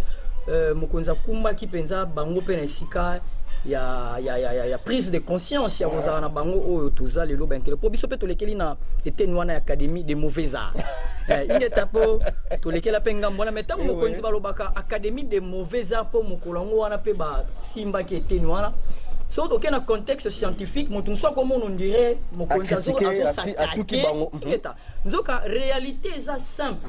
À Sengarakutu, na biso ba ya mauvaise art, na ba ya ista, ba pesa bango ba scientifique tomboka et pesa bango ba étudiant wana to ba intellectuel wana, bango moko fumukusu ba talisa bango mai kolandela kozala na bango avec bango elike ezali ba osani bakokela. Surtout que mon musique comme on a quand surtout que na contexte spirituel le logo to misabiso ba indo bandeko mona betina ba nganga musu camarade de sans esprit zéro. Nous avons ba sans esprit zéro. Surtout que na contexte ya kozala na biso ba étudiant et que mingi na contexte net ya moi qui yanké net moi. Donc comme c'est sans esprit donc esprit moi. Nous avons sans esprit zéro, c'est-à-dire que l'autre oza zéro. C'est le lot oza mauvais art parce que partie spirituelle des yakoku zéro. Yakokufa. Donc il y a un remède ndenge kilandi balobi soki to lukite to bongisa na source solution et ezalate so tozongi moi mukesima to beta moi c'était na deuxième intervenant balobi li a salué diplomatie agissante ya mokonza mboka zoka kilandi balobi pe mokonzi to fumu ne sonya nzila to kolandela masolo na biso soki to komi na esika te ya koyeba esika nini moyindo akufelaki na nzinga nku lobiko ezate lelo tozo sepela diplomatie agissante ingeta est-ce que toza sûr que ba bundisaka biso ko eza communauté internationale d'entremise ya Union européenne to les États-Unis d'Amérique ba ko vandisa biso pe ba pesi biso ba solution mo o ekoko sala que lelo makambo pe ya STC la donc ndenge kilandi balobela ipo tozo insister pour bango nde mingi bazana ngambo ya politique c'est-à-dire le politicien congolais ba mécano nukie ko quitter hypocrisie ils savent bayebi que oyo ezotungisa Congo eza prédation occidentale matondo mingi ingeta donc ne o esengeli basala bazwa courage ya ko dénoncer pe ya kokota na kati ya révolution ingeta kisabino mungu na munoko kaka ndenge bolobi wana ba quitter hypocrisie malheureusement tant ba hypocrisie toyota sous ba intérêt égoïste les politiciens azali ko défendre camp politique ou défendre patrie to nation na ndenge nini oyo bazana camp ya pouvoir n'est-ce pas défendre nation le quoi peut bazana chance to la peut pouvoir na signature to décisionnel bazo défendre te bolamu ya mboka kasi ba défendre tant oyo bango bako sala na bokonzi alors pour la ko gumela na bango na bokonzi et sengela quand opposant quand ya opposant to quand wana za musu yanga mususu quand wana faut la ka kuna ba se rapprocher te pour ceux qui va se rapprocher le quoi le pouvoir na bango za toujours na intérêt égoïste faut ba kabola kolia donc le quoi doza 5 to kabola kolia comme au Congo to kabola kango 100 grammes 100 grammes 100 grammes parce qu'il y a 500 grammes mais ceux qui ont 4 baza kuna ba yeko baka comme 9 le to 100 grammes 100 grammes to doka to za pas sous 40 grammes to 45 to 50 grammes alors pour bango ba to kabla bongo te faut bamba za ka kuna ya ngona homme politique wa za na camp pouvoir il faut s'acharner ma casse na baza na opposition on passe à l'opposition ko lukata ba lukuta nyoso ko la kata population ko ba yibisa ba oyo baza na pouvoir alors bitumba wana ezali planification za complot mondial la sala complot wana ekotika binoka toujours na distance oui comme ça que bokomi ko luka ko gagnane ah ceux qui ont gagné ils a aller il pas luka gagner na retour alors boko ça to banda ko baluka bongo ya moi ça que ça que Afrique na biso dans tout le bela génocide tout le bela occupation tout le bela mais au terme de tout ça ce qui est visé c'est quoi? C'est la balkanisation du Congo. Pour la balkanisation du Congo, Congo est l'ongwa qui sur le plan sur le plan imaginaire et l'ongwa qui n'a pas ya mundeli. Alors il fallait un longwa sur le plan pratique n'a pas mundeli. Comme mundeli a monté pour un longwa qui pas sur le plan pratique. Faut tout ça la makasi ni panzela yango avant. C'est comme ça que complot il y a balkanisation et bandaki dès le lendemain il y a accession au Congo na il a dénoncé ça en 1960. Abi l'éclatement du Congo c'est demain. Les plans déjà étaient établis pour la balkanisation du Congo. En 1960, parce que pour comprendre que plan wana ya onka toana ngolelo na 60 et bandé avec la sécession katangaise. 11 jours après l'accession à l'indépendance. Donc tu regardes le 11 juillet. J'ai suivi tous les médias. Médias moté le belé, les politiciens moté le belé en Congo. Les 8 août, est-ce que tu as dit, ah ouais, c'était le début de la sécession Kasaï. Bakolo Belangote, bon anine, politicien Katanga, on a eu au Katanga opposé le quoi Kezakabi. Politicien à Kasaï, on a sur Kasaï opposé à un politique Kezakabi. Donc, c'est division, on n'a pas de ligne tribale. Parce que division de ligne tribale, nous sommes les complot mondial à Sala, na Belément Oyo, Bozo Laksarabande. Donc, tant que tu as comme Moussika Wanate, tant qu'on politique a eu l'accès à Mabiona, Bissot et pas population, tu es vieille population. Malheureusement, population a 4 inconscience. Il y a pas que c'est ligué derrière Batouana.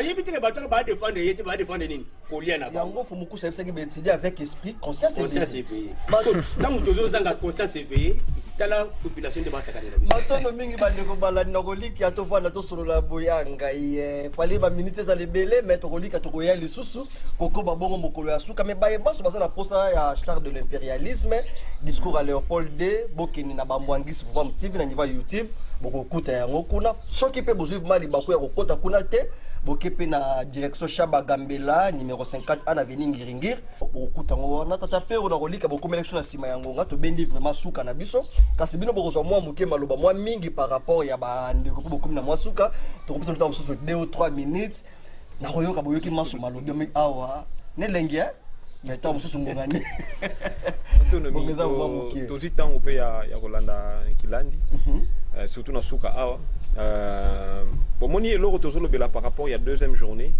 il y a problème il y a discours il y a roi Léopold II et Charles de l'impérialisme to so la malamu était dengue kilandi balobi population a divisé mais tant population a kangama ki na bomoko pe molimo ane lataki bango nyonso ya on to monaka ba émeute le 4 janvier 1959 au sengaka indépendance et puis to monaka réaction il y a classe politique congolaise pour population atinda ki bango pe ba ko bon ko sangana parce que ba réclama ki Mbuta Lumumba azaka na kata boloko babi toko solo la te soki yazati po sosola ki malamu ke kozanga ya ndeko soki lelo biso tozwi mikano moko ebalani te tamso na makanisi na bango ya ngonde ko sala nini ebota désordre na sima mikolo ba sosola ki malamu ete sengela ki sala nini tozala bomoko mais ye ko sala ete na kati na bango otolobi ba chombe ba sala ki lolenge mususu parce que tiba kendaka na niveau à table ronde ya kendaka te ko fana na bango kasi ya kendaka ko solola na ba administrateur belge à l'époque donc ya kei nde bazaki ko lengela parce que boye ba ke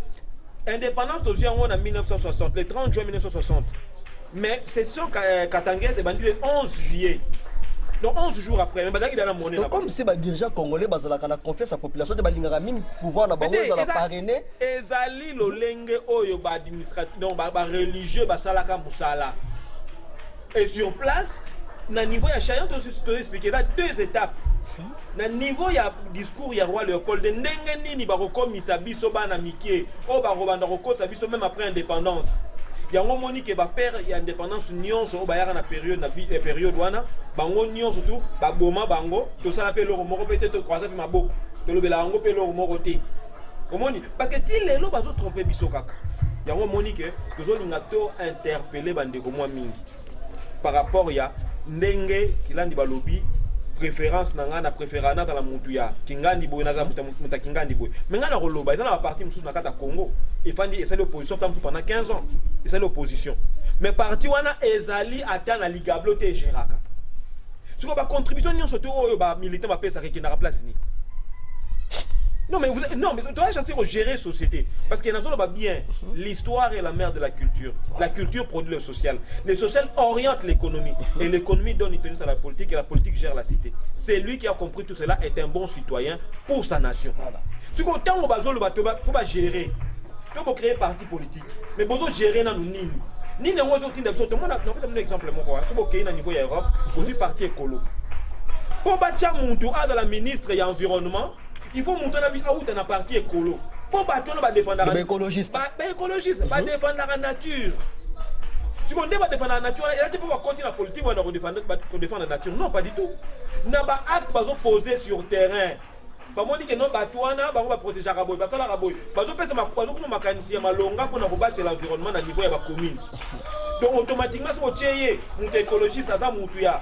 A gourmet sa commune vous voyez baké bo peto makabni sunyo sone ko ya ba mona kina période na mutu moko na bo senga mutu moko bongo so so ko ministre ya environnement aza mutu ekolo mais siko lelo biso awa biso moko awa nde toza bomona ke eza embrouillé bazotia mutu na niveau ya ibonga to pe na niveau ya ministère eza par rapport ya bakota par rapport ya badilo tosalinga na yo na comprendre oui na comprendre te ke yo ozano makasi na makambo etali transporté mais lokolo eza baarrangement ya bongo akende kaka kuna parce que eza lolenge oyo bazo gérer biso moi le temps sous embouteillage bande kangaki banda tosuka wapi omoni embouteillage ezali mais makanisi ezate omona pene to fandi boye commune lokola Selembao à part de mon aranzela wana ya nini ya oyo kende 24 mais so hotel la carte ya Selembao moi to déplacer zate moi to côté la carte zate omoni so ba raté tous enclavé tous na biso donc bazo vivre na bango bongo parce que on est manipulé par les occidentaux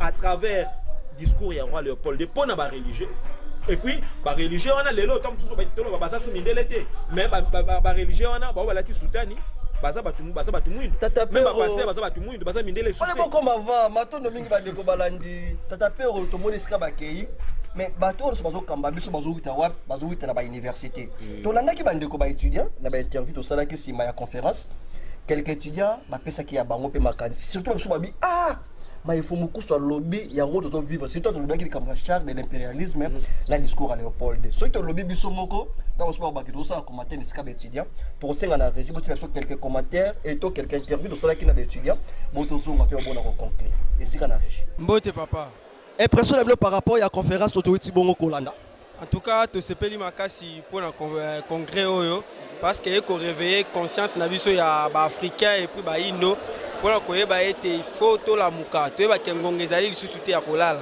en tout cas to sepeli na congrès oyo babiloko abonde biso bilenge tozana ngo besoin pour ete Afrique lobby toyebi ke eza biso Afrique lobby même te to ba Afrique ya lelo eza biso bilenge. L'impression na ngai en particulier eza ke nazana esengo ya ko participer na congrès oyo nazana esengo participer na occupé ba panafricaniste et Moussoussou. Donc je suis très ravi d'être ici. Nazana esengo makasi ya kozala place nazali koya na ngai eboti mbuma. Après avoir koyoka ba panafricaniste décision ni to mokano ni bozwi concernant mayo ebimi na kasa monoko na bango.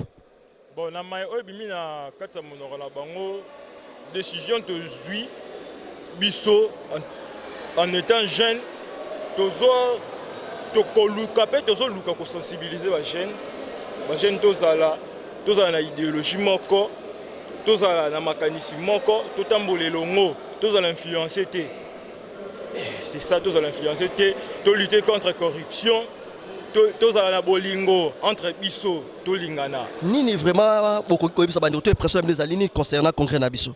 Merci d'abord comment nangeza mayamba kibadi Joël naza d'abord congolais impression nangeza d'abord c'est nga c'est ngomi kozala awa ko participer na congrès panafricaniste eza esengo pourquoi na binga eza esengo parce que na domona combat oyo batata nanga basalaka il y a des décennies lelo combat wana zo continuer et en plus yo salanga songai na longo na ignorance de faire partie na combat wana donc eza vraiment esengo impression nanga eza d'abord ya ko participer awa salanga vraiment d'abord eza esengo makasi pour na kozala parmi bandeko nyonso. Tolandi na kata ba conférence na biso ba paneliste mingi ba lobeli na biteni ya bokese ba so ba lobeli politique ba so ba lobeli science ba so ba lobeli religion parti ni vraiment o touché ki bino makasi po bolo ba ki bobimi ne sengo makasi bon parti touché makasi la partie ya spiritualité hein beaucoup on a besoin d'un problème spirituel et effectivement ça solo logo papa en couche à lobby azana raison matondo mingi na mfumu vraiment beaucoup on a besoin tout un problème spirituel makasi il y a pas ça d'abord nini na keke tata mokeli azotindela biso ba guide spirituel o ba ya ko enseigner biso. En fait mes impressions soit il faut na lobela impression nanga en tout cas on a vraiment beaucoup entendu et ce qui faisait très mal c'est parce que on avait une problématique ici et que nous ne savions pas la source et c'est aujourd'hui que nous venons d'apprendre l'histoire même de la guerre, là où tout a commencé, les débuts du commencement. En soi, mes impressions personnelles, ce serait vraiment bon excusez-moi mais assez révolté. Ngai personnellement assez révolté parce que problématique ezaki mutuna mutazo rencontrer makamuna nenge na ye. Oh wana bete biso lisolo ezaka boye. Bazo yiba, c'est aujourd'hui qu'on comprend sikoyo source à makamunenge banda des places toko meli sikoyo et actuellement en tout cas on est révolté nous le jeune congolais. OK, point de vue par rapport au discours à Léopold de la charte de l'impérialisme. En tout cas en suivant ces discours personnellement, j'ai compris que c'est tout ce que nous vivons. Actuellement discours wana ils ont relaté makamtozo vivre aussi. C'est pour la première fois? En fait, c'est pour la première fois d'entendre ça. Et en tout cas, personnellement, nakoyo kaka discours wana, na comprendre que eza loro biso tozo vivre personnellement, eza loro tozo vivre. Moi en tout cas, je dis toujours hein, pour les gens qui se sont éloignés de leur culture, coutume, etc. Eza ya wana nde to biso to ben eza ba source na biso. Eza ba source. Eza le roi de l'autre lobela fleuve Congo to tanga source na ngote. Eza impossible pour des gens qui ont perdu leur culture, ce sont des gens qui ont déjà perdu leur vie. Je comprends maintenant pourquoi est-ce que nous sommes en train de plonger sur la mort. C'est parce que déjà tu perds vie, tu perdras la source na biso, tu perdras et bandeli le début du commencement. C'est ce que moi j'ai compris en vrai. En tout cas maman na ngana zongi simba tondo ya mingi na ndenge mabondime ko na mituna na biso. Merci beaucoup. Okay. Matondo mingi bandeko balandi magazine to vana to solo ka mayantina to banaka sko ya ko sona bino mayantina.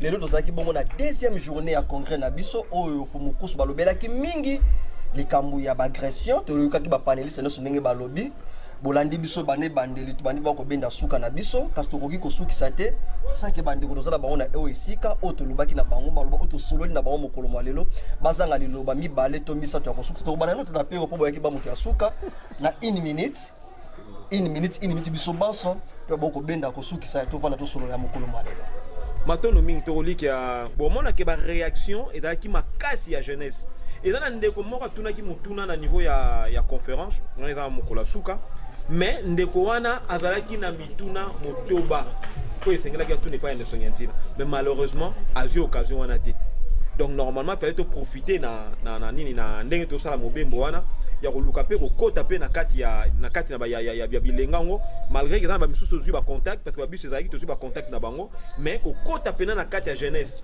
parce qu'on habite to se tarder car na ba politicien to so mona na bango ba continue bango na niveau ya rec et d'attendre misusu moi passe mais bilenge o ba na posa ya repousser na pene ya bango mene sonyanzila na kolika baza ebele pe ba manifester pe na ba posa wana matono mingi tata pero kwa kombe mulakisi kabamba professeur kabamba mufundishi kabamba na 1 minute nini bokuyebisa bande ko bandima ko binda suka kasi to sugisi awati to ko ya lisusu matondo mingi toikoza na panafricanisme te soki to se référer te na ngambo ya mulimo wana 1921 walungu fumutimbangu na biswangi tukulu wa masiva lulendo lunungu na lolenge batelemaki po pasi ya baindo to uteli na nzinga nkuu na 1491 tango ba mikitisaki.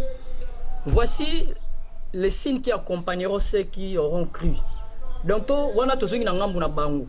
Donc bilembo ya baye o bandimeli to mona ka ba vivaka na kati ya bolamu na kati ya kolingana na kati ya kimia mapambo lipe bongo na bongo kasi biso lokola tozana ngambu ya butata mokeli na biso te ndeti na ba massacre to benga ba entretuerie pe bongo na kati na biso kasi ne sonya nzila fumukusu kya munzala mpana na ngola to eba ete biso awa na Congo lokola toza motema ya Afrique so to lobi to balisango to mona na unité centrale toza na partie babengi alimentation wana eza bongo tozwa oneti lokola motema mais so to ke na ngambu mususu oui courant ekokota alimentation ekopela mais pour partie spirituelle vanda esengeli microprocesseur ezala nde ne sonya ndila fumukusu kya munzala mpana na ngola chercheur tepo ezana ndeko moko na ebandeli ba kotisa imfumu na lolenge wana esengeli to bongisa pena neteni wana bango bazali microprocesseur et pas wapi système d'exploitation eza balongo fumuki mbangu bavandeli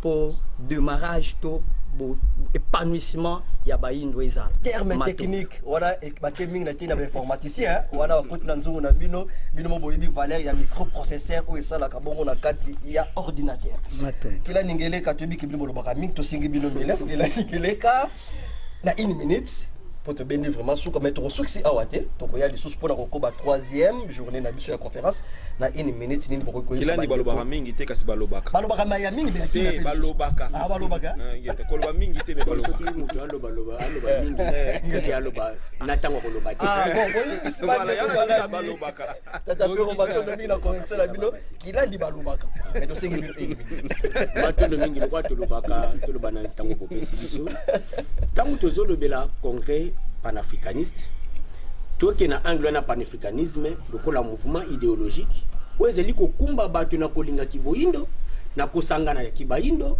pe koluka bolamu pe développement ya bayindo wana soki muto akolobaki azali na kati ya mouvement na to pe bonga zeko aspirer abenga pe panafricaniste il faut approuver par ses actes bolingone na Afrique bolingone ya kiboindo bolingone ya kosangisa bayindo. Alors interpellation na biso ekozala mingi na jeunesse congolaise autour bâti bayindo nyonso en général lisusu pe na classe dirigeante ou ezo diriger na Congo tokanisa nanu malamu na mokili oyo tokutana na mboka oyo ezo sala identité na biso kobenga ba congolais mboka ngo mokimba bazolo baki eza mboka oyo etonda bomengo même ndenge nini ezo sala ki na mboka etonda bomengo mboka yango ezo vivre na kati ya pauvreté ya makasi. Qui dit pauvreté na makasi ezali te ko tatana za immeuble te population congolaise qui tozaka 100 millions d'habitants 80 millions d'habitants bazo vivre na sous le seuil de la pauvreté, ce qui fait que atana ba sondage international bazo placer Congo na biso na kati ya 182 pays du monde bazo placer Congo entre 165 et 175e pays na ligne ba oyo bazali na top pauvreté à makasi. Donc ça veut dire que les années les 10 derniers na kati ya pauvreté à makasi. Donc pour nani parce que to yebi nanu te est-ce que bolamu na biso to richesse na so ko ta wapi. Oui to zala bomengo na mabele tala bomengo na meto bomengo na nzi na bazamba pe bona bongo kasi esengeli bomengo wana ekoma na bénéfice na biso ba congolais ekoma na bénéfice so ba congolais ndenge nini ezali te enseignant un partenariat d'amitié na États-Unis na Belgique na France to na Chine te toko koma na bolamu to toko vivre richesse mokolo kaka biso Congo par nos dirigeants par la population consciente toko lobaki bomengo ya Congo pona ba congolais. Je crois que ceux qui battent bakaté sans indépendance oyo bakoko babundela kana 1959 ezalaki pona bake tonyo kwa mingi na mboka oyo mundela ko fanda swa te mboka na biso Congo kimbango Congo ya ba congolais yango pe mutanu ba continuer ko réel lobi tangu nzamba kabola ki mokili apesa ki bato na bato mabele na bango po bato na bato bazala malamu na biloko na bango ndenge nini yo Congolo kanisa ka développement Congo bozo c'est la faute signer partenariat moko boye na nation moko évoluer to développer pour ya ko développer bino te nation wana bazo bunda makasi po ba maintenir bino na pauvreté bino pe fo bunda makasi po bobima na pauvreté wana no ko bima na bino po bobima c'est que faut ça la guerre contre bango guerre nini beaucoup bunda na mando kité eza guerre ya conscience te tondimi minéraux so pour la biso a diamant so pour la biso a mais botika ngo epa na biso so lokwa tebi ko sela ngote tolo na bilango tebi ko lona tolia bino lo tambo ko senti ke toko boko zongo souté boya proposer biso ko misolo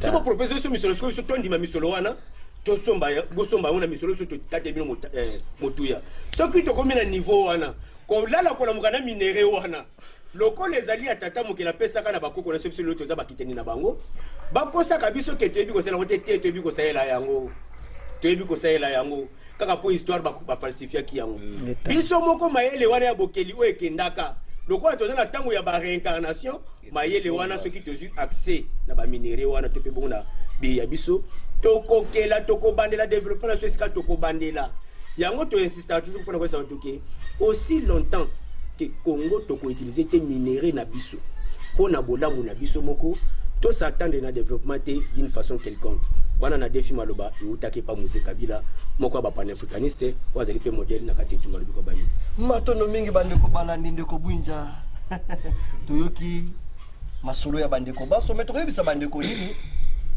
boko balanda vom télévision ba congrès nyonso ezali bongo koleka bokolanda yango na bozindo nyonso biso dosangana ki kaka po tolobela mokolo mwa 30 ewite koleka tolobela lelo le 1er juillet kolobela conférence le 1er juillet tolobela pe conférence ya l'idée oyo kosoya toya suko tourner yango pe na sima tokosala ba conférence mwa mingi concernant mai ofu mokusu balobaki na kati ya congrès bazalaki mokuse mais mai ofu mukusu babi na tamoke ezali mai ya monene makasi eloba bango moko na mboye okoki ko mesurer bango mais na ba capacité to na mokata kati na bango ezali plus que globe terrestre donc na mokolo moko tokoka ko exploiter maloba fu mukusu ezo senga sota musu ba 10 ans ba 20 ans mais tokosenga na bino bopesa biso kaka tango sima ya kosala ba analyse na mikolo so misa tokoya pe lisusu kosala synthèse générale par rapport ya maïma sotolobeli boko bakola na yango na Vom télévision pour la nité na niveau ya YouTube biso pe ya bino tokoya lisusu kosolola nango tozongisi matondo ya mingi na